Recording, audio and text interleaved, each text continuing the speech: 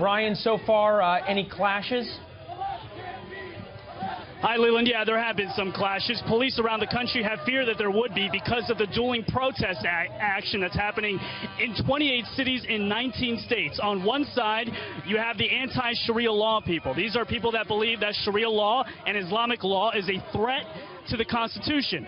On the other side, you have those who believe that this movement is anti-Muslim. They are anti-Trump, anti-fascist, and they believe that this is all a racist thing.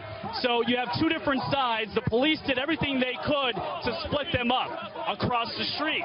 They've been crossing the street, and now you've got a mix of both protests. So there have been some pushing, there's been some shoving, and you have extreme elements essentially of both sides. It really is pretty apropos and an example of the politics of our country right now. You see the NYPD doing a good job of making sure that one protest stays there while the other anti-Sharia law protest stays here. And the big crux of where the disconnect is that one side believes that the anti-Sharia law side means that they're all anti-Muslim. And here they believe, we spoke to protesters who came out here in support of Trump, who are conservatives, who say this is not about being anti-Muslim. Take a listen.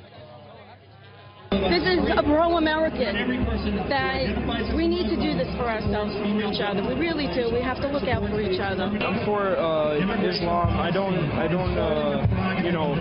discriminate against anything or the religions or race or anything. It's just the extremism part of it that sort of it makes everything so bad.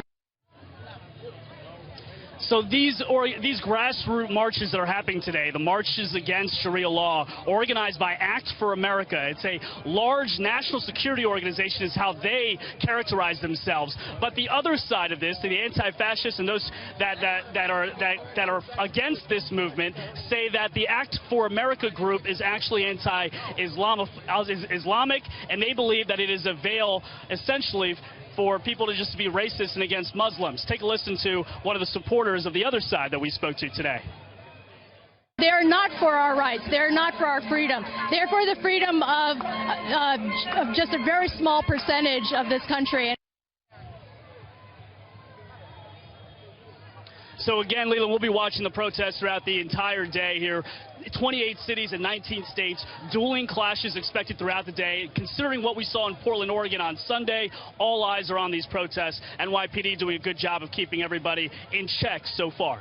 Leland? Yeah, Brian, before you go, give us a sense of what these folks are looking for. One of the people you interviewed had on what looked to be a combat helmet. Are folks coming out looking to pick a fight, or is it simply when the crowds come together, there's some pushing and shoving and name-calling? The Act for America group, the anti-Sharia law group, a lot of those guys that we interviewed with the helmets, they said that they came prepared for a fight given what they saw in Portland, Oregon with the Antifa movement. That's the radical left side. They believe that given what they saw there, that they're having a sort of pro-Trump or a right conservative agenda or message in the middle of New York City could incite violence from the left. And of course the left is bringing people here essentially saying that we need to defend against racists on the other side. So both sides have come armed and ready just in case. Yeah. Leland? We have seen that before with not great results. Brian Yennis on the ground in New York. Back to you, our reporters around the country as news warrants. Thanks, Brian.